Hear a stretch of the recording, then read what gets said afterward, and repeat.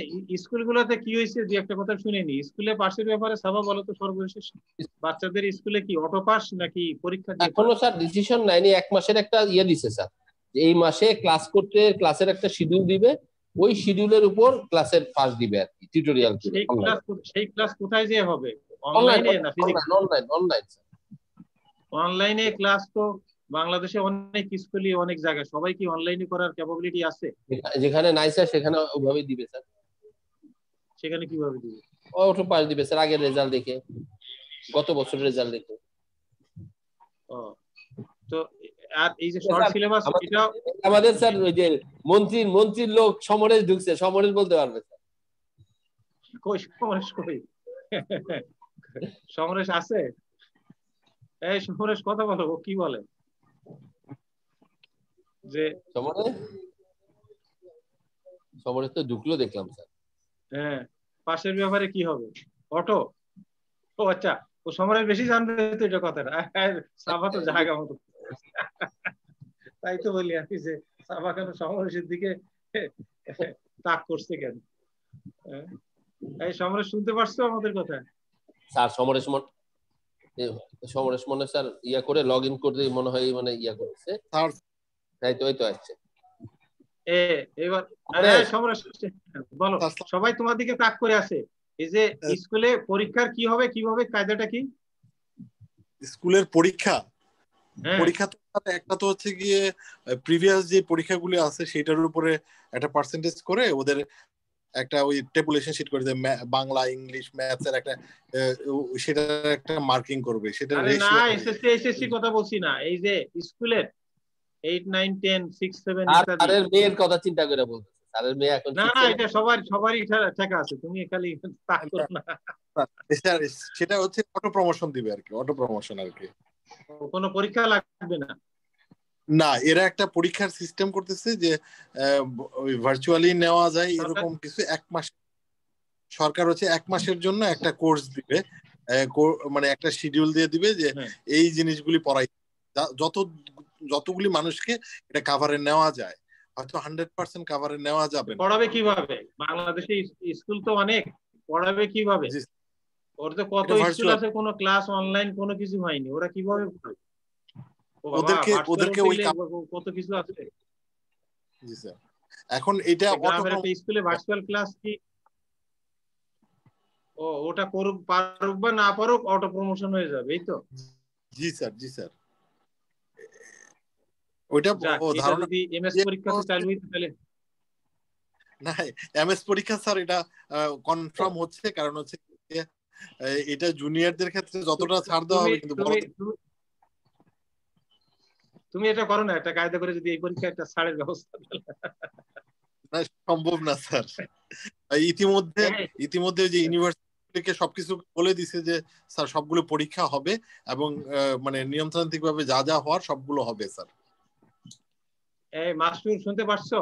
আমরা তাহলে আমাদের আজকে ক্লাসে চলে যাই না? আচ্ছা স্যার, আজকে হচ্ছে স্যার 2 দিন 3 দিন ধরে জ্বর ছিল স্যার, আজকে করোনা দিছিলাম, পজিটিভ আসছে স্যার। তাই নাকি? ওরে জি স্যার।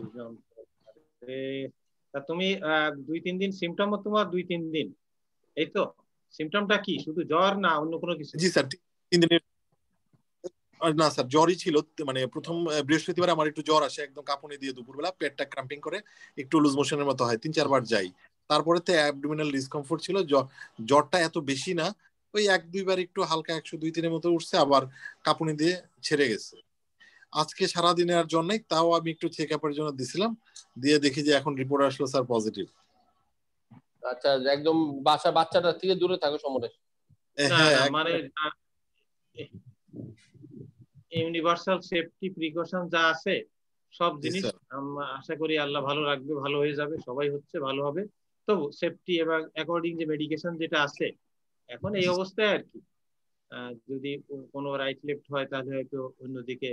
তো এটা কারো কাছে সাজেশন কি, তোমরা নিজেরাই তো ট্রিটমেন্ট করতেছো, এটা নিজেরাই তো এটা সবাই বেসিক্যালি ওই যে আমার ওই যে ঢাকা ও মেডিসিনের অ্যাসোসিয়েট প্রফেসর মুগদাতে, সে কোভিড করতেছে, ও হচ্ছে আইভারমেকটিন শুরু করে দিচ্ছে, আইভারমেকটিন আর ডক্সিসাইক্লিন, আর হচ্ছে গিয়ে স্যার ইয়ে দিছে ওই যে D3, জিঙ্ক, আর হচ্ছে গিয়ে অ্যান্টিঅক্সিডেন্ট চালু করতে বলছে।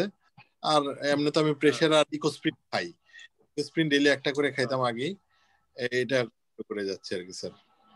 বললো যে সিমটম না হইলে অন্য কিছু দরকার নাই। ডি-ডাইমার করতে বলছে সমরেশ, ডি-ডাইমার সিআরপি এগুলি রুটিন চেকআপটা বলছে যে 2-1 দিন পরে করার জন্য, যদি কোনো কিছু না করে তেমন কিছু না হয় তো হয়তো আমি কালকে। তো তোমার প্রেসার যেহেতু বেশি ছিল ইকোস্প্রিন খাও, ডি-ডাইমার সিআরপি কালকে করে ফেললে সমস্যা কি? আচ্ছা কালকেই করে ফেলবো তবে। তুমি কালকে সিআরপি, ডি-ডাইমার, এলডিএইচ, প্রোক্যালসিটোনিন, তারপরে তোমার চেস্ট টেস্টে যদি সুবিধা, নয়তো চেস্ট টেস্টে পরে করতে পারো যেহেতু তোমার কোনো সিমটম নাই, কিন্তু ডি-ডাইমার সিআরপি এগুলি দেখে ফেলতে হবে। জি জি জি। এখন প্রেসারটা মনে হয় এটা কি প্যানিকের কারণে? প্যানিকের কারণে হার্ট রেটটা একটু বেশি মনে হচ্ছে, স্যাচুরেশন ভালো আছে, হার্ট রেটে অলমোস্ট 100 এর কাছাকাছি থাকতেছে আর কি। এটা প্যানিকের কারণে। তোমার চেহারা দেখা যে মনে স্যাচুরেশন ইনশাআল্লাহ কমবে না, কিছু তুমি খালি প্যানিক হইও না আমার মতো, আমি কিন্তু প্যানিক হয়ে গেছিলাম। খালি রিল্যাক্স। কোন সেন্টারে স্যার প্রোফাইলেকটিক রিভারক্সামেন চালু করছে স্যার? কোন সেন্টারে কি ওরাল ফর্মে একদম? জি স্যার, ওরাল ফর্মে রিভারক্সামেন চালু করছে স্যার, 15 মিলিগ্রাম বিডি করে আর কি। এটা কি আমরা মানে যে যাদের 15 মিলিগ্রাম হাই রিস্ক মানে পসিবল কার্ডিয়াক অথবা হচ্ছে স্যার ওই যে হাইপারটেনসিভ, এদেরকে স্যার ওই যে প্রোফাইলেকটিক রিভারক্সামেন স্যার দিচ্ছে আর কি কোন সেন্টারে। সম্ভবত স্যার এটা বলে যে ডি-ডাইমার তো দৈনিক টেস্ট করা যায় না, তা কখন বাড়লো কখন কমলো তার থেকে নেওয়া শুরু করি, এই একটা যুক্তিতে আর কি। আর যেগুলি যাদের ডি-ডাইমার স্যার নরমাল আসে, কিন্তু মাস্টার যেটা বললো ডি-ডাইমার নরমাল আসে, বা যদি কার্ডিয়াক বা অন্য সমস্যা আছে অনেকে স্যার রিভারক্সামেন শুরু করতে। আমার যেহেতু স্যার কার্ডিয়াক সমস্যা আছে, ক্রনিক অ্যাঞ্জিনা আছে, ক্রনিক অ্যাঞ্জিনা বলতেছে আছে, তো এটা কি আমি কি রিভারক্সামেন শুরু করে দিব স্যার? তুমি সমরেশ ডি-ডাইমার এগুলি আসুক, প্যানিক হয় না, যে মেডিসিনে যার কথা বলছো খুবই ভালো, মানে তোমার কাজ এখন শুধু রিল্যাক্সটা পরে থাকা আর রক্তটা কারো দিয়ে টেস্ট করতে দাও, আর কোনো কাজ নেই। আর একটু পর পর গরম পানি খাও আর শুয়ে থাকো। আর একটু হাঁটা চলাফেরা করলে ঘরের ভিতরে সমস্যা নাই, সমস্যা নাই। এটা তো অ্যাকসেপ্টেড, সবাই বলবে যে একদম মানে ইয়ে না, স্ট্যাগন্যান্ট না হয়ে যাওয়া, একটু এসের মধ্যে থাকে আর কি, মুভমেন্টের মধ্যে থাকে। তো ঠিক আছে, তোমার জন্য ইয়ে থাকলেও তুমি তাহলে এই টেস্ট করা আর অ্যাকর্ডিংলি যে কানেকশন নিয়ে যার থেকে একটা ইয়ে শুনলাই তো সবই, চিকিৎসা দিচ্ছ, ওয়ার্ড কি বলে করোনা ওয়ার্ডে রাউন্ডও দিতে হয়েছে, সবই তো মাথার মধ্যে আছে আর কি। তবু নিজের হলে আরেকজনের সাজেশন নিয়েই, মানে যার কাছ থেকে রিলাই করা যায় সাজেশন নিয়েই মুভ করা আর কি। এই আমরা আজকে আমাদের শিডিউলে চলে যাই। আনোয়ার আমাকে দাও, দেওয়া আছে আনোয়ার, শেয়ার স্ক্রিন, রাইট?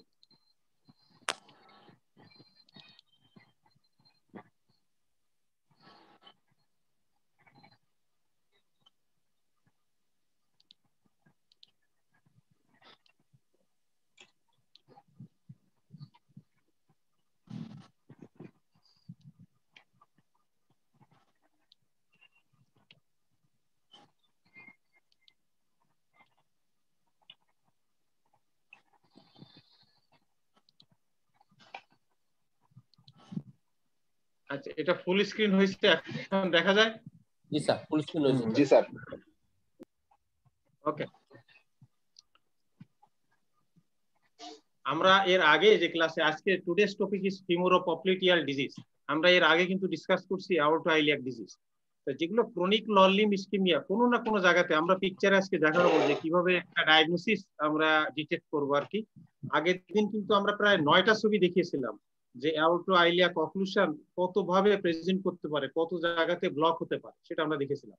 তো এখানে পাশে একটা পিকচার আছে, there is a occluded superficial femoral artery, এখানে একটা বাইপাস করা আছে, জাস্ট একটা anatomy, common femoral artery, deep femoral artery, superficial femoral artery, popliteal artery আর trifurcation, anterior tibial artery, posterior tibial artery, peroneal artery, right?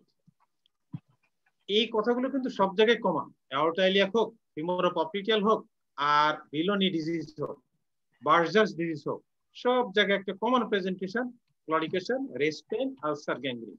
কিন্তু আমরা যদি রাদারফোর্ড বা ফন্টিনে যাই তখন কিন্তু আলাদা করে আমার কি 0, 1, 2, 3, 4, 5, 6, আর এইটা হচ্ছে আমাদের সব সময়ের জন্য গদবাদা, claudication, rest pain, ulcer, gangrene. এইখানে যে ছবিটা আছে এই ছবিটা আমি একটু সবাইকে বলবো, এটা কিন্তু নরমান ব্রাউজ থেকে নেওয়া ছবি। তোমরা কি সবাই স্মরণ করতে পারছো? মাসুর, নরমান ব্রাউজের ছবি এটা? সবাই বলো না, এটা নরমান ব্রাউজ থেকে নেওয়া ছবি। এই ছবিটা যদি আমরা মাথায় নিতে পারি, আমাদেরকে স্যার ওই পরীক্ষার সময় এটা যারা, হ্যাঁ বলো, এই ছবিটা এখানে কিন্তু একটা, এটা কিন্তু একটা ব্রুইড, এটা স্যার ওইটা আমাদের ওইটা ভুলে যাও, ব্রুইড কথা ভুলে যাও। আমরা এখানে দেখিয়েছি যে ফিমোরো popliteal safer, left side is healthy, okay, and right side femoral pulse, okay, popliteal pulse this is absent. popliteal pulse যদি absent হয় খুব লাইকলি ডরসালিস পেডিম এবং পোস্টেরিয়র absent। এখানে কিন্তু প্রেজেন্ট, অ্যাবসেন্ট এবং উইক তিনটা জিনিস, এবং পরীক্ষাতে হোক, হিস্ট্রি শিটে হোক, যে কোনো জায়গায় কিন্তু এই পালস এইভাবে দেখানোটা কিন্তু সহজ। আমি ভাষায় লিখলাম অ্যান্টিটিবিয়াল অ্যাবসেন্ট, পোস্টেরিয়র প্রেজেন্ট ইত্যাদি অনেক কথা বলার থেকে কেউ যদি এরকম একটা পিকচার আঁকায় এবং এই প্লাস মাইনাস দেয় এবং এই প্লাস মানে কি মাইনাস মানে কি যদি বলে, তাহলে কিন্তু এটা বুঝতে কিন্তু অনেক সুবিধা। কিন্তু এবং দেখো ফার্স্ট যে ছবিটা, এটা দেখলেই বোঝা যায়, তাই তো? Femoral pulse okay, then popliteal negative negative, তার মানে pathology in the superficial femoral artery, and that is occlusion। আমি নিচে ডায়াগনোসিস হয়ে গেল occlusion of right SFA। Right হ্যান্ডে ডাইন দিকের যে পিকচারটা, সেখানে দেখো femoral pulse it is okay, that is present. তাহলে কি হলো? পপলিটিয়াল পালস এখানে আমরা বলছি দিস ইজ উইক। তাহলে কি হলো? ডায়াগনোসিস কি হলো? Stenosis of right superficial femoral artery. তাহলে এটা যদি উল্টা দিকেও থাকতো কন্ট্রাল্যাটারাল, তখন বাইলেটারাল হতো। তাহলে এটা ইউনিল্যাটারাল হতে পারে, এটা বাইলেটারাল হতে পারে। এখন আমাকে একজন একটু বলো, সেফার প্রথম যে ছবিটা আছে এখানে যদি ফিমোরাল পালসটা আমরা নেগেটিভ চিহ্ন দিতাম, তাহলে ডায়াগনোসিস কি বলতাম? তখন ডায়াগনোসিস কি বলবো? অঙ্কন ডায়াগনোসিস কি বলবো? এখানে রাইট সাইডেড অ্যাওটোআইলিয়াক ডিজিজ অথবা অ্যাওটোআইলিয়াক, না না no no no no no no, aortoiliac বললাম। ইয়েস, অ্যাওটোআইলিয়াক না স্যার, আইলিয়াক হবে। তাহলে একসাথে কি হবে? শুধু কি আইলিয়াক? নিচে তো এখানে মাইনাস চিহ্ন আছে ফিমোরালে, নিচেও তো মাইনাস চিহ্ন, তাহলে কি হবে? পুরা বললে স্যার রাইট সাইডের ইলিওফিমোরাল টিবিয়াল ডিজিজ। না, তাহলে অনেকগুলো অপশন হইতে পারে। মানে এর দ্বারা কি বোঝায়? একটা হতে পারে যে occluded right iliac artery, correct? এটা হইতে পারে না যে occluded right iliac and femoral artery, that is iliofemoral, হতে পারে কিনা? মাল্টি লেভেল হতে পারে না?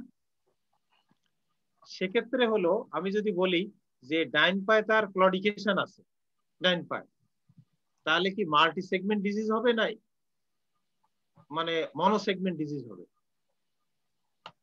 খেয়াল করে দেখুন, রাইট সাইডে যদি ক্লডিকেশন যদি থাকে, claudication usually সিগনিফাইস single level disease, single level disease. তাই যদি হয় তাহলে এখানে ফিমোরালের এখানে মাইনাস চিহ্ন যদি থাকে, তাহলে আমার হিসাবটা হবে অক্লুডেড রাইট আইলিয়াক আর্টারি। সে কমন আইলিয়াক হতে পারে, এক্সট্রা আইলিয়াক হতে পারে, দুই আইলিয়াক হতে পারে, ঠিক কিনা? যদি ক্লডিকেশন হয়, আর যদি ওখানে রেস্ট পেন, আলসার, গ্যাংগ্রিন থাকে, ইউজুয়ালি সেটা সিগনিফাই করে অ্যাটলিস্ট টু সেগমেন্ট ডিজিজ, অর্থাৎ occluded right iliac and right SFA, ঠিক আছে কিনা? তাহলে যে কেসগুলো পরীক্ষায় লং কেস বা শর্ট কেসে থাকে, ডিপেন্ড করে আমার যে পর্যন্ত পালস ইজ ওকে, তার মানে কি occlusion distal to that part, অথবা যে পর্যন্ত পালস ওকে ডিজিজটা তার পরে, সেটা যদি পালস নেগেটিভ হয়ে যায় তাহলে অক্লুডেড, পালস যদি উইক হয়ে যায় তাহলে ওখানে হচ্ছে স্টেনোসিস। এটা হচ্ছে মনে রাখার উপায়।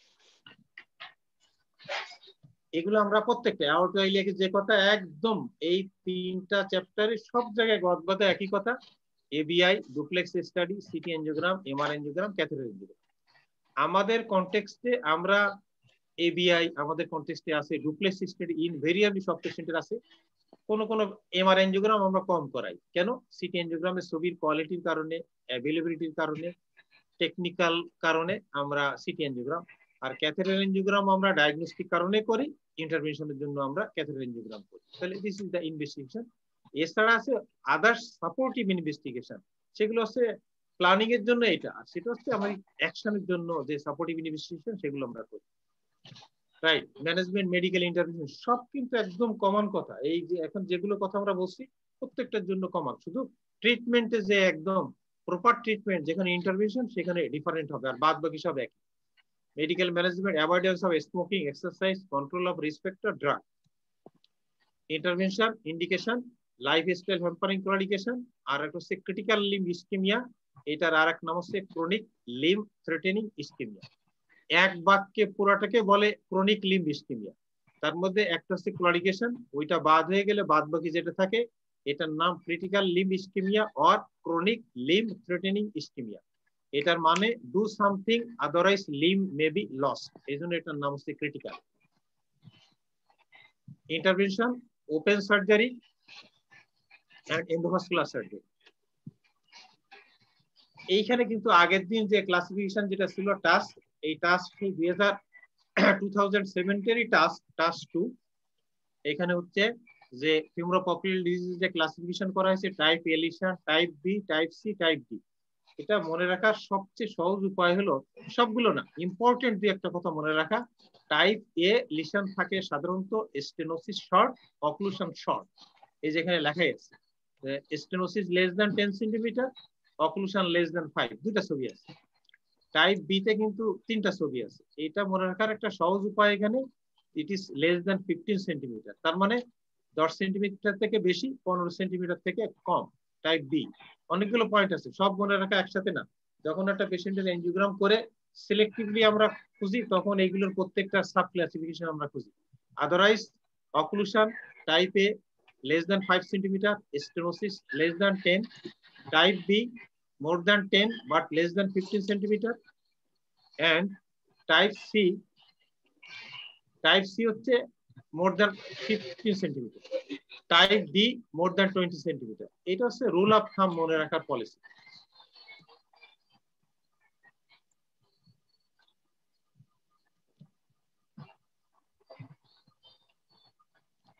এইটা হচ্ছে ইনফারেন্স। এই ইনফারেন্সটা কিন্তু অ্যাওটোয়াইলিয়াক, ফিউমোরোপপিটিয়াল, বিলোনি সবার বেলায় একই কথা, যে টাস্ক এর মিনিংটা কি, টাস্ক ডি এর মিনিংটা কি।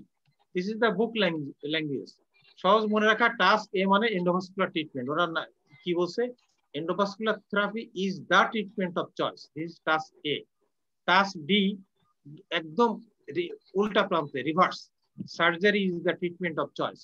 মাঝখানে হচ্ছে task B, it is towards endovascular, task C, it is towards surgery. Language is endovascular treatment is the preferred treatment for task B, and task C, surgery is preferred for patients with low operative risk. তাহলে trans Atlantic inter society consensus, আটলান্টিকের দুই পাড়ে অর্থাৎ Europe এবং আমেরিকার around 16 to 18 vascular societies, তারা বসছে, একবার 2000 সালে আর একবার 2007 সালে বসে যে কনসেনসাস, অর্থাৎ আমরা এটাকে বলি গাইডলাইন, টাস্ক গাইডলাইন। এই গাইডলাইনটা এখনো 2007-এর পরে আরো প্রায় 13-14 বছর হয়েছে, নতুন গাইডলাইন এখনো আমরা, অন্য গাইডলাইন আছে কিন্তু এইটার এখনো রিফরমেশন আমরা দেখিনি। Pattern of surgery, endarterectomy, femoropopliteal bypass, femorodistal bypass, in situ bypass. আগের দিন আমরা অ্যাওটোয়াইলিয়াক ডিজিজে আমরা কিন্তু কিছু বাইপাসের কথা বলছি, এন্ড আর্টারেক্টমির কথা বলছি। সাইড চেঞ্জ হওয়ার সঙ্গে সঙ্গে বাইপাসের অপারেশনের নেমও কিন্তু এখানে চেঞ্জ হয়ে যায়। তার মধ্যে এন্ড আর্টারেক্টমিটা আমরা আলাদা একটা ক্লাস নিব, এন্ড আর্টারেক্টমি, তারপরে স্টেন্ট, এগুলোর জন্য এই জন্য এখানে ডিটেলস আমরা যাচ্ছি না। এখানে থাকছে femoropopliteal bypass, femorodistal bypass, in situ bypass. তার মধ্যে একটাই কমন বাইপাস, ফিউমোরোপপিটিয়াল বাইপাস। এর মধ্যে আবার দুইটা আছে, অ্যাবাভ নি, একটা বিলো নি। আমরা অ্যাবাভ নিটা সম্পর্কে ডিসকাস করব।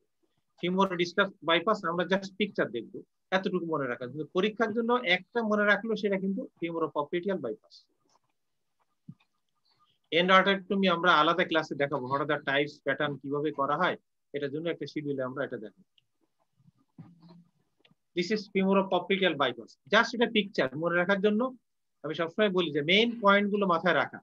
এটা হচ্ছে যে dissection of the, isolation of the common femoral artery, deep femoral artery, SFA. এটা হচ্ছে যে dissection, isolation of the distal SFA, right. আর এটা হচ্ছে টানেলিং। এটা পিকচার গুলো আরো একটু এলাবোরেট আছে, আমরা পরের পিকচারে আমরা দেখছি। This is femoro distal bypass. Femoro distal বলা হয় যখন এটিএ পিটিএ বা পেরোনিয়াল আর্টারিতে যখন ডিস্টাল অ্যানাস্টোমোসিস ল্যান্ডিং হয় তখন সেটাকে বলে হচ্ছে ডিস্টাল বাইপাস। দিস ইজ আমরা ডর্সালিস পেডিস আর্টারিকে এক্সপ্লোর করা হয়েছে। এখানে একটা ছবি আছে, দিস ইজ পোস্টোটিবিয়াল আর্টারি। অর্থাৎ যদি বাইপাসের ল্যান্ডিং যদি ডিস্টাল অ্যানাস্টোমোসিস যদি এখানে হয় এটাকে বলে distal bypass. Conduit usually preferred conduit হচ্ছে autogenous graft. There is also prosthetic graft. আমরা যখন aorto bifemoral bypass বলছি আমরা বলছি একদম single sentence artificial graft.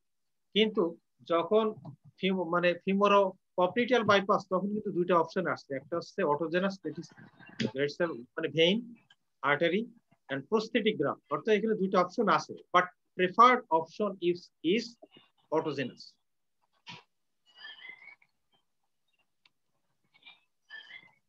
So autogenous options, what are the autogenous grafts? Great saphenous vein, short saphenous vein, cephalic vein, basilic vein. So we আমরা দেখছি this is great saphenous vein, হাতে আছে cephalic vein, basilic vein, এছাড়া আছে radial artery. Mostly we use great saphenous vein এবং আমরা সবসময় চেষ্টা করি যে পায়ে pathology ipsilateral great saphenous vein is our target if it is fit or it is competent. Prosthetic graft, Dacron, PTFE, EPTFE, carbon coated, heparin coated. এই গ্রাফটের পর একটা আলাদা ক্লাস আছে, তখন আমরা এটার মধ্যে আর ডিটেইলস আমরা যেতে পারি। Vein cuffs, Miller cuff, Taylor cuff. যদি আমরা গ্রাফট ইউজ করলে পার্টিকুলারলি বিলো নি এভাবে কাফ ইউজ করতে বলে to prevent post anastomotic stenosis, to make better duration and patency of the graft. এই দুইটা পেসের উদাহরণ দেওয়া আছে, Miller cuff and Taylor patch. So choice of conduit is autogenous, first choice, and the great saphenous vein. Bypass technique, one is reverse vein bypass, another is in situ vein bypass. The in situ vein bypass issue এটা হয়তো just আমাদের জানা, আমরা যে routinely practice করি not that, but we prefer reverse vein bypass. Femoro popliteal bypass operation আগের দিন আমি বলছিলাম যে স্টেপস জিনিসটা হচ্ছে কিছু পয়েন্ট মাথায় রেখেই কিন্তু স্টেপসটা পরীক্ষাতে, সেটা ভাইভা পরীক্ষা হোক সেটা রিটেন পরীক্ষায় হোক, what are the basic steps of a bypass operation? After doing all pre-operative investigations, taking informed consent, patient is taken in OT. এই তিনটা কথার মধ্যেই কিন্তু নতুন কোশ্চেন ইনভাইট করা হয়। What are the pre-operative investigations? What is informed consent? Then এখান থেকে কিন্তু নতুন এই দুই তিন কথার মধ্যেই কিন্তু নতুন কোশ্চেন ইনভাইট করা হয়, রাইট? এখানে ছবিতে আমরা আগেও দেখাচ্ছিলাম যে একটা হচ্ছে যে গ্রয়েন এক্সপ্লোর মানে exposure of the groin artery, exposure above knee বা femoral artery, and this is tunnelling, ultimately proximal and distal anastomosis. এটারই ল্যাঙ্গুয়েজে আমরা মানে এগুলা যে supine position, regional anaesthesia, Foley catheter, এই পলিক্যাথেটার কিন্তু অপারেশনের সময় অনেক সময় মিসিং হয়, দেখা গেল কি হয়েছে ইনসিশন দেওয়া হয়েছে ক্যাথেটার দেওয়া হয়নি, তাহলে কিন্তু আউটপুট দেখতে সমস্যা হবে, right? Incision, dissection, control of common femoral artery, superficial femoral artery, deep femoral artery, and above knee popliteal artery. Steps, great saphenous vein harvesting, tunnelling. অপারেশনের সময় সার্জনদের এইখানে একটা মিস্টেক হয়, হেপারিন দেওয়া হয়ে গেছে, টানেল তখনও তৈরি করা হয়নি। আইডিয়ালি আমাদের হেপারিন দেওয়ার আগেই গ্রেট সেমিনাস হারভেস্টিং এবং টানেলিং দুইটা করে নেওয়া উচিত, তাহলে কি হবে? ব্লিডিংটা মিনিমাম ব্লিডিং হবে। Arteriotomy, proximal anastomosis, distal anastomosis, কোন closure, this are the basic step. এই স্টেপ সব বাইপাসের জন্য কিন্তু সাইটের নাম হয়তো চেঞ্জ হবে, কিন্তু বেসিক স্টেপস কিন্তু like this. Key to better surgical outcome, আমরা সবসময় বাইপাস সার্জারির কথা বলি inflow, conduit, anastomosis and outflow. Out particularly femoropopilital bypass, at least one vertical pedal artery needs distal to the anastomosis. Anterotibial artery, একটা অ্যাঙ্কেলে অথবা টোতে gangrene আছে, there is non healing ulcer, যে কোনো একটা artery, at least one artery, particularly posterior artery, it supplies 60% of the food and anterior artery 40%.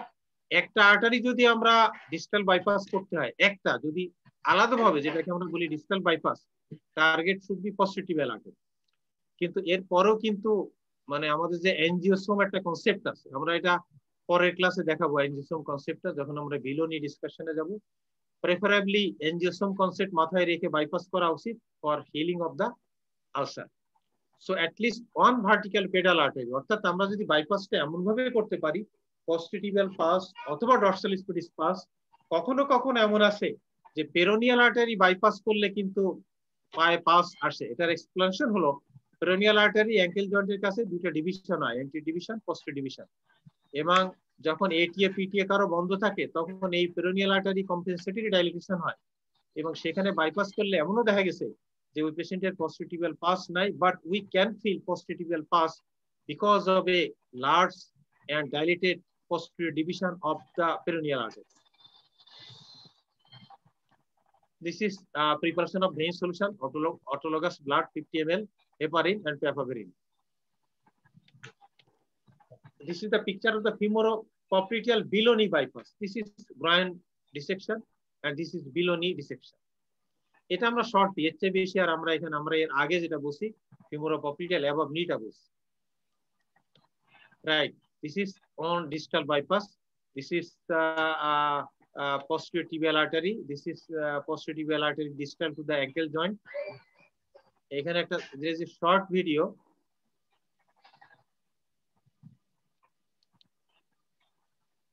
This is the great saphenous vein. This is tunneling deep to the deep fascia.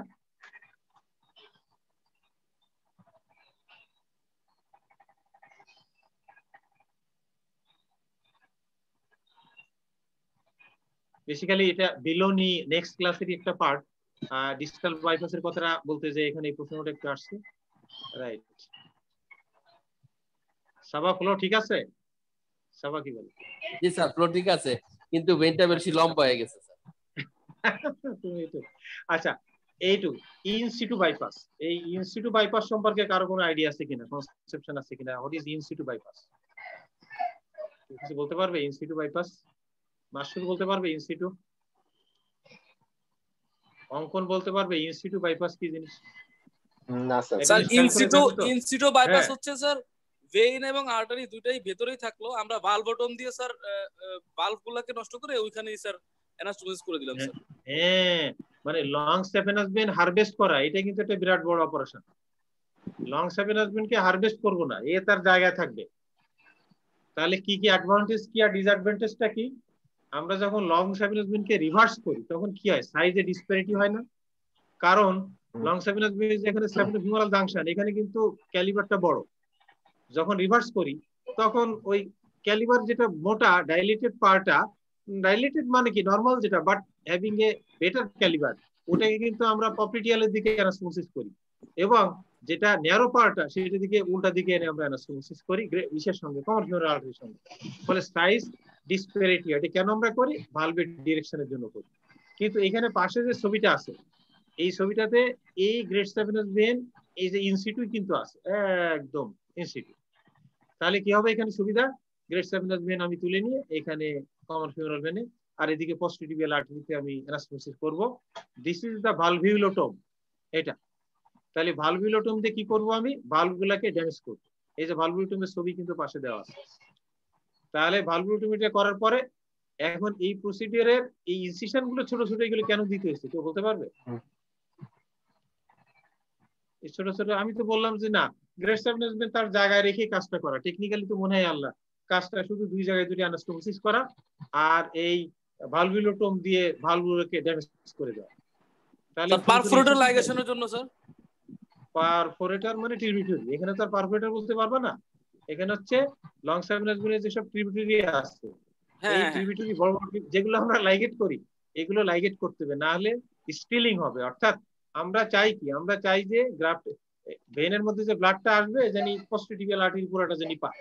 কিন্তু যখন এই side ট্রিবিউটি গুলো থাকবে তখন blood কিন্তু ট্রিবিউটির মধ্যে দিয়ে ঢুকবে। কেউ বলতে পারে যে ওখানে তো ভালভ আছে, ভালভ তো ঠেকে দিবে, ভালভ ঠেকে দিবে, ভালভ একসময় পারবে না, হাই প্রেশারের সাথে সে লড়াই করে পারবে না, একসময় ভালভ গুলো উল্টা দিকে স্রোতে, ফলে এখানে থ্রিল বুড়ি হবে, এখানে স্টিলিং হবে। শুধু স্টিলিং বড় কোশ্চেন না, কোশ্চেন হচ্ছে পোস্টিটিউবাল আর্টারি যেখানে ফ্লোটা দিতে চাই সে ঠিক মতো দিতে পারবে না। এই জন্য আমরা ইনসিশন দিয়ে ওই ট্রিবিউটি গুলোকে এদিকে লাইগেট করতে হবে। বইয়ে আরো অনেক সুবিধা আছে, ওর মধ্যে ওরা এইখানে ইনসিশন না দিয়ে ওর মধ্যে কয়েল দিয়ে দিচ্ছে, কয়েল দিয়ে ওই ট্রিবিউটি গুলোকে এম্বোলাইজ করে দিচ্ছে, সেটাও একটা করা যায়, রাইট। এটা হচ্ছে ইনসিটু বাইপাস। ইনসিটু বাইপাসের ডিসঅ্যাডভান্টেজ হচ্ছে আমরা যখন ভালভুলোটম দিয়ে ভালভগুলোকে ড্যামেজ করে দিই, তার মানে we are causing damage to the endothelium in different sides of the great saphenous vein. তাহলে এই যেসব জায়গাতে আমি আইট্রোজেনিক আমি এন্ডোথেলিয়ামকে ইনজুরি করলাম, this is prone to thrombosis number 1। Prone to এখানে ইনফ্লামেশন হবে, ইন্টিমাল হাইপারপ্লাসিয়া হবে, থ্রম্বোসিস হবে, অর্থাৎ ইনস্ট্যান্ট, শর্ট টার্ম এবং লং টার্ম কিন্তু কমপ্লিকেশন এখানে রয়ে গেছে। যে কারণের জন্য এটা একটা অপশন আছে, কিন্তু নট দ্যাট যে এটা ওয়েল অ্যাকসেপ্টেড, এটা সবাই ইনভেরিয়েবলি করে তা না। বাট প্যাটেন্সি কিন্তু বেটার হচ্ছে reverse saphenous venous graft. This is the outcome of vein conduit. এখানে একটা জিনিস আমরা যে 4 years outcome, this is book picture more or less. আমরা সবসময় বলি যে প্রক্সিমাল বাইপাসের outcome better than distal bypass, কিন্তু এখানে কিন্তু একটা ডিফারেন্স আছে। Fem pop above knee bypass 4 years patency 70%, but fem pop below knee bypass patency 77%। এই যে পার্সেন্ট গুলো আছে এগুলো কিন্তু মনে রাখার জন্য আমরা এরকম একটা ফিগার দিয়েছি, বইও আছে, কিন্তু দুনিয়াতে হাজারো স্টাডি, তাদের কিন্তু পার্সেন্টেজের মধ্যে অনেক ভেরিয়েশন আছে, অনেক ভেরিয়েশন আছে। বাট এটা বুক পিকচার, টেক্সট বুক পিকচার, আমরা মনে রাখা যে একটা round figure 4 years patency 70%, ফেমপপ above নি বিলো নি 77, ফিমোরো ডিস্টাল বাইপাস যত ডিস্টালি যাচ্ছে তত কিন্তু প্যাটেন্সি week 60%। But fem pop below knee bypass outcome better. কেউ কি বলতে পারবে কেনই বেটার? এটাকে অ্যাবভ নি থেকে ওই যদি ডিস্টালি চলে গেল তাহলে তো ওই আউটকামটা আস্তে আস্তে কমের দিকে চলে যাওয়ার কথা, প্যাটেন্সি দুর্বল হওয়ার কথা। কিন্তু ফেমপপ বিলো নি বাইপাস প্যাটেন্সি কিন্তু দুর্বল না, এটা প্রক্সিমাল থেকে ডিস্টাল অ্যানাস্টোমোসিসের বাইপাসের প্যাটেন্সি বেশি। কেউ বলতে পারবে কেন এটা? স্যার এটা হইতে পারে, এটা হলো আমাদের তো কনফ্লুয়েন্স, যেটা হলো বাইফার্কেশন ট্রাইফার্কেশন হবে, ওই জায়গায় উপরে নিয়ে ফেলতেছি রক্ত, যার ফলশ্রুতিতে ফ্লো তিনটার মধ্যে যাবে এখান থেকে খুব বেশি। না, এটা তোমার একটা idea, but answer is that যে আমরা যে এনজিওগ্রাম গুলো করি, এনজিওগ্রামে আমরা পপলিটিয়াল আর্টারি বিলো নি আর পপলিটিয়াল আর্টারি অ্যাবভ নি, সবসময় আমরা দেখছি যে পপলিটিয়াল আর্টারি বিলো নির যে ক্যালিবার কোয়ালিটি এবং most of the time it is plaque free.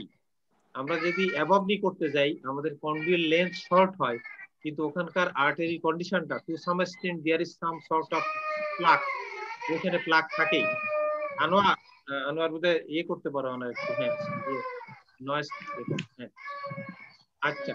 তো সেক্ষেত্রে below knee always popliteal artery better landing zone than above knee, যে কারণের জন্য এটার প্যাটেন্সি বেটার। এটা হচ্ছে আনসার। তুমি যেটা বলছো যে হ্যাঁ ফ্লো ওখানে, তো আমি প্রক্সিমালে যদি দেই আলটিমেটলি সে ফ্লো কিন্তু তিনজনই পাবে, এটিএ পিটিএ পেরিনিয়াল তিনজনই কিন্তু পাবে। বাট পপলিটিয়ালে দেওয়া হলে অ্যানাস্টোমোসিসে যেমন আমরা দেখছি যে ওখানে প্লাক কম, একইভাবে আমরা দেখছি যে অ্যাবভ নিতে সামটাইমস প্লাকের মধ্যেও কিন্তু অনেক সময় অ্যানাস্টোমোসিস, অর্থাৎ ল্যান্ডিং জোনের quality always popliteal below knee is better than the above knee. This the answer. Patency primary, assisted আর সেকেন্ডারি, বইয়ে এই তিনটা কথা যে কত জায়গায় আউটকাম বলার সময় তিন কথা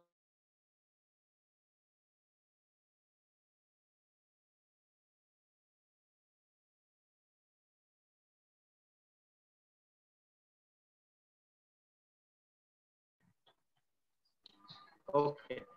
এখন শোনা যায়? জি স্যার।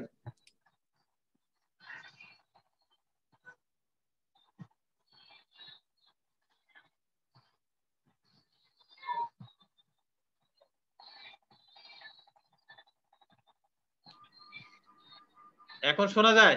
জি স্যার এখন শোনা জি যায়। স্যার এখন শোনা যাচ্ছে। ওকে, প্রাইমারি, অ্যাসিস্টেড প্রাইমারি আর সেকেন্ডারি প্যাটেন্সি। প্রাইমারি মানে যে কোনো অপারেশন বা স্টেন্ট বা বেলুনিং এর পরে কোনো কমপ্লিকেশন ছাড়া এবং পেশেন্টের সিমটম ফ্রি অবস্থায় যতদিন এটা তার ডিউরেবিলিটি, এটাকে বলে প্রাইমারি প্যাটেন্সি। সেটা অপারেশনের হতে পারে, সেটা বাইপাসে, এন্ডারট্রেক্টমি, সেটা স্টেন্ট, বেলুনিং, যেটাই হোক, এটাকে বলে প্রাইমারি প্যাটেন্সি। তা আমরা বলছি যে কোনো একটা পেশেন্টের কোনো ধরনের প্রসিডিওর করলে ওই পেশেন্টের সার্ভিলেন্স খুব ইম্পর্টেন্ট। আমাদের দেশে যেটা দুর্বল, সেটা কি ফলো আপ 1 মাস, 3 মাস, 6 মাস, ইয়ারলি। এটা মনে রাখার জন্য পরীক্ষাতে জিজ্ঞেস করে যে কতদিন পর পর পেশেন্টের বাইপাস ফলো আপ করবো। একদম একটা গদবাঁধা মুখস্থ কথা, 1 মাস, 3 মাস, 6 মাস, ইয়ারলি। এই ফলো আপে আমরা কেন করি? ওই যেসব যেটা আমরা বাইপাস করছি সেখানে স্টেনোসিস ডেভেলপ করছে কিনা, কোনো কমপ্লিকেশন হচ্ছে কিনা, এটাকে ডিটেক্ট করার জন্য। কেন? স্টেনোসিস ডিটেক্ট করতে পারাটা ট্রিটমেন্টটা সহজ, যখন এটা অক্লুশন হয়ে যাবে তখন কিন্তু এটা ট্রিটমেন্টটা ডিফিকাল্ট, সেটা কস্টলি এবং তার আউটকামটাও কিন্তু পুয়ার। এজন্য অ্যাসিস্টেড প্রাইমারি এর মানে হচ্ছে আমাদের সার্ভিলেন্স প্রোগ্রাম কতটা স্ট্রং সেটা দ্বারা অ্যাসিস্টেড প্রাইমারি বোঝা যায়। কিন্তু বেসিক্যালি অ্যাসিস্টেড প্রাইমারিটা কি? আমরা একটা প্রসিডিওর করলাম, স্টেনোসিস হলো, এরপরে ওটাকে আরেকটা প্রসিডিওর করলে এটাকে লাইফটাকে বাড়িয়ে দিলাম, এটাকে বলে অ্যাসিস্টেড প্রাইমারি। কিন্তু অ্যাসিস্টেড প্রাইমারি মানে হচ্ছে স্টেনোসিসকে আমি যা কিছু করব সেটা হবে অ্যাসিস্টেড প্রাইমারি। যদি এটা অক্লুশন হয়ে যায়, তখন আমরা যাই করি সেটা হবে, সেটা সার্জারি করি, সেটা আমরা বেলুনিং করি, স্টেন্টিং করি, যাই করি সেটা হবে, ওইখানে যে প্যাটেন্সিটা হবে সেটাকে বলে সেকেন্ডারি প্যাটেন্সি। তার মানে হচ্ছে এটা secondary patency signifies experience of the surgeon. ওর মানেটা কি? মানে হচ্ছে এটা যখন অক্লুশন হয়ে যায়, এই অক্লুশন হয় বাইপাস করে তাকে রিলিভ করতে হয়, না হলে আর একটা বিগার স্টেন্ট দিতে হয়, না হলে সেখানে থ্রোম্বোলাইসিস করতে হয়। তার মানে কি সার্জনের কত এফিসিয়েন্সি আছে তার মাধ্যমে কিন্তু সে অক্লুশনটাকে রিমুভ করতে পারে। আর অ্যাসিস্টেড প্রাইমারি মানে হচ্ছে আমার সার্ভিলেন্স প্রোগ্রাম কতখানি স্ট্রং, আমি স্টেনোসিস স্টেজে আমি ডায়াগনোসিস করতে পারলাম কিনা সেটা সিগনিফাই করে। তাহলে আমাদের টার্গেট হওয়া উচিত যে আমরা পেশেন্টকে অ্যাসিস্টেড প্রাইমারির মাধ্যমে জানি আমাদের প্যাটেন্সির ডিউরেবিলিটি আমরা প্যাটেন্সি বা ডিউরেবিলিটি জানি আমরা বাড়াতে পারি। Post operative medication, antiplatelet tablet, aspirin 75। Book টিচারে নানা রকম বই কিন্তু 325 এর কথা বলা। আমরা usually follow aspirin, clopidogrel. Usually we follow combination at least 2 to 3 months followed by মানে সিঙ্গেল এন্ড লাইফ লং। অ্যান্টিকোয়াগুলেশনের কোনো রোল আছে কিনা? এখন কিন্তু স্টেন্ট দেওয়ার পরেও কিন্তু লো ডোজে অ্যান্টিকোয়াগুলেশনের কথা বলা হচ্ছে, বিভিন্ন গাইডলাইনেও আসছে। এখন আমরা যে বাইপাস প্রসিডিওর করছি, এই বাইপাস প্রসিডিওরের পরে খুব লিমিটেড কেসে অ্যান্টিকোয়াগুলেশনের কথা বলছে, যেখানে poor outflow, redo case, below knee, prosthetic graft, এসব জায়গাতে কিন্তু অ্যান্টিকোয়াগুলেশনের কথা বলা হয়েছে। ডোজ নিয়ে নানা ধরনের কথা আছে, but there is option for anticoagulation. অ্যান্টিকোয়াগুলেশনের সাদা মোটা একটা হচ্ছে থেরাপিউটিক ডোজ আর একটা হচ্ছে যে প্রোফাইলেকটিক ডোজ। প্রোফাইলেকটিক ডোজ যেটা 10 মিলিগ্রাম, এখন যেটা ইউনিভার্সালি ফলো করা হচ্ছে, this is the 10 milligram prophylactic dose. So complication, early graft occlusion and left graft occlusion. Cause early মানে হচ্ছে প্রথমেই মনে করতে হবে টেকনিক্যাল, অর্থাৎ সার্জন আমি কোথাও একটা আমার ফল্ট হয়েছে, এটা হচ্ছে আর্লি। হতে পারে সেটা অ্যানাস্টোমোসিস, হতে পারে সেটা ইয়েটা পুয়ার ইনফ্লো, পুয়ার আউটফ্লো, হতে পারে আমি একটা বাইট পস্টেরিয়র একটা বাইট নিয়েছি, হতে পারে এটা ন্যারো হয়েছে। এগুলো হচ্ছে মানে আর্লি গ্রাফট অক্লুশনের কজ। এবং সবসময় টেকনিক্যাল ফল্টটাকে আগে মাথার মধ্যে চিন্তা করা উচিত যে এই আমার কারণে সার্জন অপারেটরের কারণে এটা কি ফল্ট হয়েছে। Late graft occlusion cause neointimal hyperplasia. Site of graft stenosis একটা হচ্ছে জাক্সটানাস্টোমোটিক আর একটা হচ্ছে body of graft. And treatment of graft stenosis একটা হচ্ছে পিটিএ, একটা হচ্ছে ওয়ানলে প্যাস, একটা হচ্ছে ইন্টারপোজিশন গ্রাফট। আমরা জাস্ট এটার আউটলাইনটা মাথায় রাখছি যে কোনো প্রসিডিওরে কমপ্লিকেশন কি হতে পারে and how to manage. This is the principles of management of complication.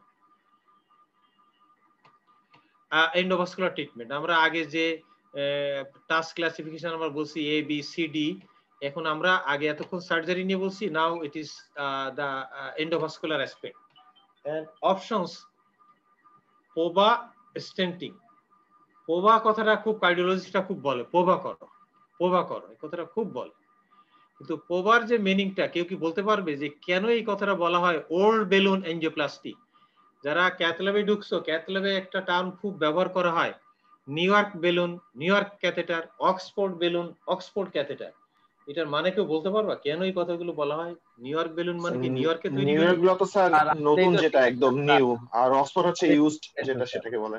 এই কথাটা ক্যাথল্যাবে কেন আমরা এইভাবে বলি? অনেক সময় একজন ডাক্তারকে বলে বুঝাইতে পারেন না, পট করে বলে এটা ওল্ড বেলুন। কেন এটা নিউ ইয়র্ক বলি আর কেন অক্সফোর্ড বলি? পেশেন্ট শুনে যাবে স্যার, এই ওল্ড জিনিসটা শুনলে আপনি তো স্যার সমস্যা।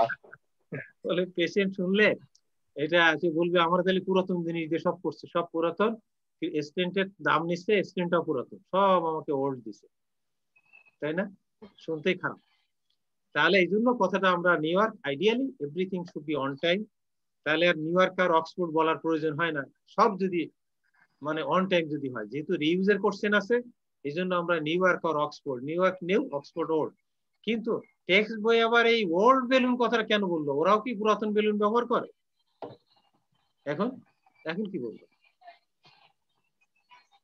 পবা কথাটা আমাদের বইও আছে, কার্ডিওলজিস্টরা খুব বলে, ক্যাথল্যাবের মধ্যে ঢুকলে বলবো যে না, এটা স্টেন্ট দরকার নেই, শুধু পবা করলে হবে, ওল্ড বেলুন এনজিওপ্লাস্টি।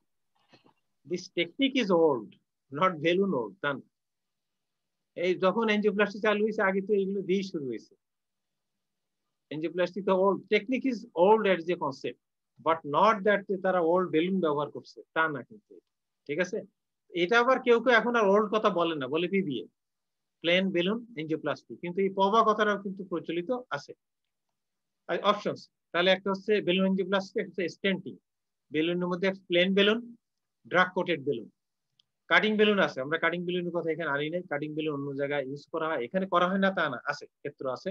আমরা সিম্পল মানে যে ডিসকাশন উপরে আমরা থাকছি। Stent, bare metal stent, mostly আমরা সেলফ এক্সপেন্ডেবল স্টেন্ট ব্যবহার করি এসএবিতে, drug coated stent and covered stent. আমরা যখন একটু গ্রাফট এবং স্টেন্টের আলাদা ডিসকাশনে যাব তখন এগুলো আবার একটু ক্লিয়ার হবে। আমরা শুধু এগুলো নামগুলো এখানে নিয়ে আসছি। অ্যাপ্রোচ, আমরা যদি এসএফএতে স্টেন্ট বসাই তাহলে কোন কোন অ্যাপ্রোচে আমরা এটা কাজটা করতে পারি? Contralateral retrograde femoral, ipsilateral antegrade femoral, pedal approach and transbrachial approach. Right, এটা কিন্তু আমরা খুব মানে একদম common approach. Right common femoral artery puncture করে ক্রসওভার দিয়ে যে উল্টা দিকের এসএফএতে স্টেন্ট করা, this is contralateral retrograde femoral approach. তাহলে এখানে আমরা দিস ইজ অ্যান্টিগ্রেড অ্যাপ্রোচ, অর্থাৎ এখানে এই লম্বা রাস্তা পাড়ি না দিয়ে ইপসিল্যাটারাল ওই একই পায়ে আমরা পাংচার করে এটা করতে পারি, ipsilateral antegrade femoral. This is pedal approach. এইটা কিন্তু এখন মানে যারা কার্ডিওলজিস্ট ওরা কিন্তু ওদের ফিউমারাল আর্টারি থেকে ওরা রেডিয়াল আর্টারিতে চলে গেছে। আমরাও চেষ্টা করছি ফিউমারাল থেকে বেরোয় রেডিয়াল, ব্রাকিয়াল, পেডাল। কেন? এগুলোর কমপ্লিকেশন কম এবং ফ্রিডম অফ মুভমেন্ট, পেশেন্ট কিন্তু হেঁটে বাড়ি যেতে পারে, প্রসিডিওর হওয়ার পরে মুভ করতে পারে, হাঁটা চলাফেরা করতে পারে, সবাই কিন্তু এটা প্রেফার করে। ফলে এটা আমাদের মাথায় রাখা, যেসব প্রসিডিওর ইফ পসিবল সেটা যদি রেডিয়াল অ্যাপ্রোচে অথবা ব্রাকিয়াল অ্যাপ্রোচে অথবা পেডাল অ্যাপ্রোচে করা যায়, we should do it. Pedal অ্যাপ্রোচে মানে পস্টিটিবিয়াল আর্টারি অথবা এন্টিটিবিয়াল আর্টারি অ্যাপ্রোচে যেটা করা হয় সেটাকে বলে, এবং পেডাল অ্যাপ্রোচে যারা কাজ করে ওদেরকে বলে পেডালিস্ট। ফিউমারাল অ্যাপ্রোচে করলে তাকে বলে ফিউমারালিস্ট, ব্রাকিয়াল অ্যাপ্রোচে করলে তাকে বলে ব্রাকিয়ালিস্ট, আর রেডিয়াল অ্যাপ্রোচে করলে তাকে বলে রেডিয়ালিস্ট। এরা কার্ডিওলজিস্ট খুব এই কথাগুলো ব্যবহার করে, ওদের ভাষায় ওরা বলে যে না আমি ফিউমারালিস্ট, কেউ বলে আমি রেডিয়ালিস্ট। আমরা সবগুলোই আমরা আছি, যেখানে যেটা indicated. This is a picture occluded SFA and approach is the contralateral retrograde femoral approach. This is deployment of the self expandable stent.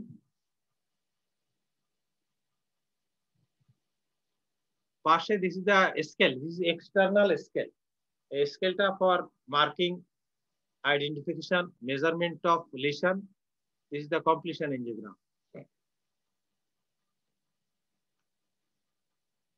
This is transbrachial approach. দেখো এসএফএ তে স্টেন্ট বসাতে হবে, আমরা অনেক দূর থেকে কেন আসছি, সে কোনো কারণ আছে, কন্ট্রাল্যাটারালে কোনো কন্ট্রাইন্ডিকেশন আছে, এবং ট্রান্সব্রাকিয়াল দিয়ে আসলে অ্যাডভান্টেজটা কি, তোমাকে সব যে হার্ডওয়্যার গুলো লং হার্ডওয়্যার ইউজ করতে হবে, বাট অ্যাডভান্টেজটা কি, পেশেন্ট কিন্তু ভোগ করতে পারবে after the procedure. This is transbrachial approach, long sheath via late brachial artery. This is iliac artery. This is SFA. We can see occluded and tight stenosis in the SFA. This is the lesion in the SFA. This is ballooning, but the pre-stent ballooning. So this is pre-dilatation. We call it pre-dilatation.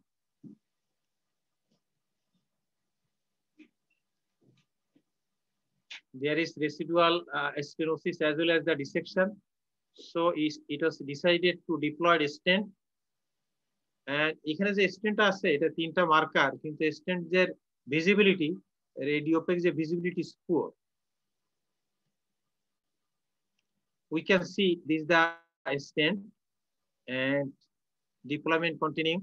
বাইরের যে border যেটা দেখা যাচ্ছে এটা হচ্ছে step, and this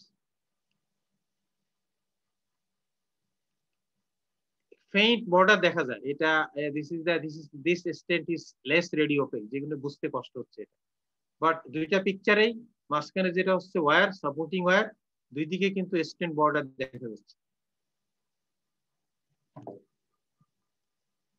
So this is completion angiogram. So before completion, sorry, this is angiogram after stenting.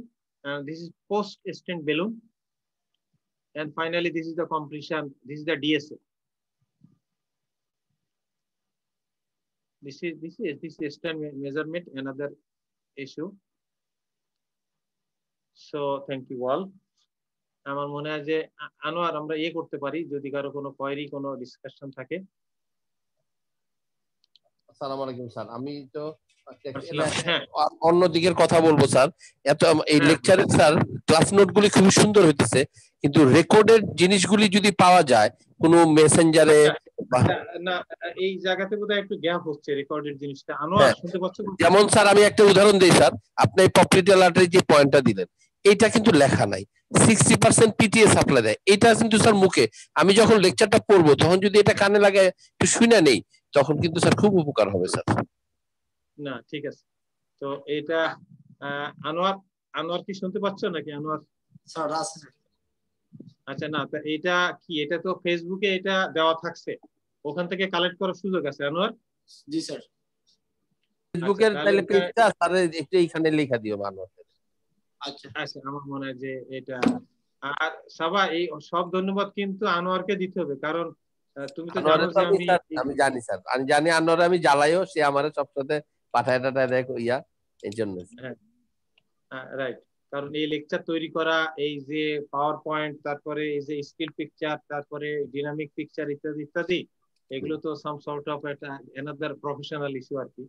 Anyhow ও কষ্ট করে। তো আমার মনে হয় যে আমরা যেটুকু করছি, আমি যেটা বলছি, পরীক্ষার জন্য যখন একটা পেশেন্টের পায়ে আলসার বা গ্যাংগ্রিন থাকে, তখন কিন্তু ক্লিনিক্যাল ফার্স্ট ইভালুয়েশনেই কিন্তু তোমার একটা ক্লিনিক্যাল একটা ডায়াগনোসিস চলে আসবে। এরপরে এই পরপর ABI, duplex study, city angiogram, মানে তোমার ক্যাথেটার এনজিওগ্রাম, এবং হয় এন্ডোভাস্কুলার হবে, না হলে অপারেটিভ সার্জারি। আমাদের যারা সার্জন, এটা ডিপেন্ডস অন সার্জন গ্রুপে যারা আছে, যারা আমাদের সিনিয়র সার্জন যারা, সঙ্গত কারণে তারা সার্জিক্যাল পার্টটা আগে জানতে চাইবে, আর যাদের এন্ডোভাস্কুলার এক্সপোজার আছে তারা এন্ডোভাস্কুলার পার্টটাও জানতে চাইবে। আমাদেরকে দুটাই জানতে হবে, সেটা আমার কোন জায়গায় কতটুকু কেস অনুযায়ী, মেরিট অনুযায়ী আমার মনে হয় সেই জায়গাটুকু টাচ করার চেষ্টা করছি। কারো কোনো কোয়েরি থাকলে আসতে পারে। আরেকটা জিনিস, আমরা কি স্যার ওই বলবো কনভেনশনাল এনজিওগ্রাম বলবো না ক্যাথেটার এনজিওগ্রাম বলবো স্যার? দুইটাই কারেক্ট, ওয়ে দুইটাই আছে, কনভেনশনাল এনজিওগ্রামও বলা আছে, ক্যাথেটার এনজিওগ্রামও বলা আছে। তবে ক্যাথেটার এনজিওগ্রাম বললে স্পেসিফিক হয়, কেন কনভেনশনাল এনজিওগ্রাম বলে কি সিটি এনজিওগ্রাম, এমআর এনজিওগ্রাম, মানে কথার মধ্যে কিন্তু একটা অস্পষ্টতা রয়ে যায়। কিন্তু যখন বলা হয় তুমি যদি বলো যে না ইনভেসিভ এনজিওগ্রাম করবো, সেখানে একটা অস্পষ্টতা আছে। কেন? সিটি এনজিওগ্রামও টু সাম এক্সটেন্ট ইনভেসিভ, কেন? সেখানে রেডিয়েশন আছে, ঠিক কিনা? আর যেটা ক্যাথেটার এনজিওগ্রাম, সেখানে তো ইয়ে আছে, মানে রেডিয়েশন তো আছেই, plus puncture of the artery itself এটা মানে ইনভেসিভ। ফলে এখান থেকে বের হওয়ার জন্য টু দি পয়েন্ট যদি বলা হয়, ক্যাথেটার এনজিওগ্রাম বললে আর কোনো কনফিউশন নেই যেটা কি, এমআর এনজিওগ্রাম বললে আর কোনো এটা। এখন কেউ যদি বলে লেস ইনভেসিভ এনজিওগ্রাম কি, কথা কিন্তু অনেক ভাবে short note, less invasive angiogram. আর লেস বললে সবচেয়ে কম ইনভেসিভ কি হবে, তখন এমআর এনজিওগ্রাম হবে। কেন? ওখানে রেডিয়েশন নাই, এক। দুই হচ্ছে যে ওখানে কোনো পাংচার নাই, সবচেয়ে ওইটা হবে। পাংচার নাই আবার কি, পাংচার তো আছে, আর্টারি পাংচার নাই কিন্তু ভেন পাংচার। এখন কেউ বললো যে না আমি এমআর এনজিওগ্রাম করবো উইদাউট কন্ট্রাস্ট, তাহলে এখন ভেন পাংচারও নাই। এই জন্য সবচেয়ে যে লিস্ট ইনভেসিভ বলা হয় তাহলে সেটা হবে এমআর এনজিওগ্রাম। এই এনজিওগ্রামের উপর কিন্তু প্রশ্ন আসে, what are the types of angiogram, খুব একদম মানে ফেভারিট, এবং অ্যাডভান্টেজ ডিসঅ্যাডভান্টেজ। এটা কিন্তু আমরা প্রথমে যখন এনজিওগ্রাম করছি তখন কিন্তু এই অংশটা কিন্তু আমরা ডিসকাস করছি, কোন এনজিওগ্রাম কোন ডিপার্টমেন্টে করা হয়, রেডিওলজি ডিপার্টমেন্টে কোনটা করা হয়, ক্যাথ ল্যাবে কোনটা করা হয়। আবার এই গায়ে মেটাল লাগানো আছে, এই যে ইয়ে কি বলে, এই যে পেশেন্টের এক্সটার্নাল একটা ইয়ে লাগানো আছে, স্প্রিন্ট লাগানো আছে, ফ্রেম, অর্থোপেডিক্স এটা এমআর এনজিওগ্রামে এমআর এর মধ্যে ঢুকানো যাবে, ইসের মধ্যে অঙ্কন ঢুকানো যাবে? কি হবে ঢুকালে? আর সব মেশিন চাইনা নেবে, সব ইলিজার। যার অভিজ্ঞতা আছে সেই বুঝবে যে কিভাবে টেনে নেয়, ওর মধ্যে ঢুকে দেখো সব সহ নিয়ে যাবে আর। এই জন্য প্রত্যেকটারই অ্যাডভান্টেজ ডিসঅ্যাডভান্টেজ, কোনটা কোথায় কি করা যায়, এটা একটু মানে আছে, এই অংশটুকু আমাদের কিন্তু এটা পেশেন্টের এখন কিন্তু দুনিয়া কিন্তু ট্রেনটা এমআর এনজিওগ্রামের দিকে টার্ন নেওয়ার চেষ্টা করছে। যদিও এমআর এনজিওগ্রামের ছবির কোয়ালিটি দুর্বল হয়, ডিসপ্লে দেখতে সমস্যা হয়। কেন করছে? বারবার সিটি এনজিওগ্রাম করা, বারবার ক্যাথেটার এনজিওগ্রাম করা, এখান থেকে বের হওয়ার জন্যই কিন্তু এই পলিসিগুলো এখন আসছে। যেমন এখন ক্যারোটিড এনজিওগ্রাম খুব চেষ্টা করে যে এটা কিভাবে এমআর এনজিওগ্রাম উইদাউট কন্ট্রাস্ট সেটা করা যায়, এবং ভেনোগ্রাম উইদাউট কন্ট্রাস্ট কিভাবে করা যায়, তার সেফটি মার্জিনটা অনেক অনেক ভালো। এটা ম্যান এন্ড মেশিন ডিপেন্ডেন্ট, এটা টেকনোলজি ডিপেন্ডেন্ট।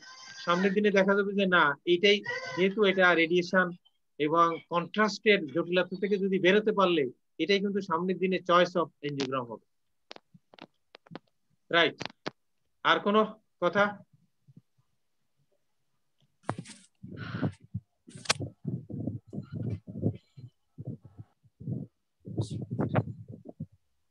না স্যার, থ্যাংক ইউ স্যার। আর নেক্সট ক্লাস কিসের উপর স্যার? আচ্ছা, নেক্সট ক্লাসে বিলোনির সাথে কিন্তু বার্জাস ডিজিজটা চলে আসবে, কারণ এর সাথে এটা হলে কিন্তু খেয়াল করো আমরা কিন্তু ভেইন শেষ করে আসছি, হোয়াট এভার দ্য ভেইন, আমরা কিন্তু আর্টারির মধ্যে ঢুকছি, এবং আর্টারিতে কিন্তু আলসার গ্যাংগ্রিন যেটা আর্টেরিয়াল তার তো এই সেগমেন্ট 3 জায়গা, ফলে লং কেস শর্ট কেসের বিরাট জায়গা কিন্তু কভার হয়ে গেছে। এরপরে অ্যানিউরিজম আমাদের থাকবে, যে বডির বিভিন্ন জায়গাতে অ্যানিউরিজম। আমরা আপার লিম্ব ইসকিমিয়ার কিছু ইস্যু থাকে, আপার লিম্ব ইসকিমিয়া আমরা জানি, লোয়ার লিম্ব ইসকিমিয়া, অ্যাকুট লিম্ব ইসকিমিয়া একটা ইস্যু থাকে। পরীক্ষা এটা থাকে না, পরীক্ষাতে case long case short case থাকে না, কিন্তু রিটেন প্রশ্নে কিন্তু ভাইভাতে কিন্তু এটা অ্যাকুট মানে ইসকিমিয়া, সেটা মেবি লোয়ার লিম্ব মেবি আপার লিম্ব। তো আমার মনে হয় যে বড় যেটা ফার্স্ট চান্সেস যেগুলো আসে long case short case venous artery বিরাট অংশ কিন্তু আমরা কভার করে ফেলছি, হয়ে যাবে এর মধ্যে। আর যে কটা লেকচার আছে এর মধ্যে বাদ বাকিগুলো এর মধ্যে কভার হয়ে যাবে।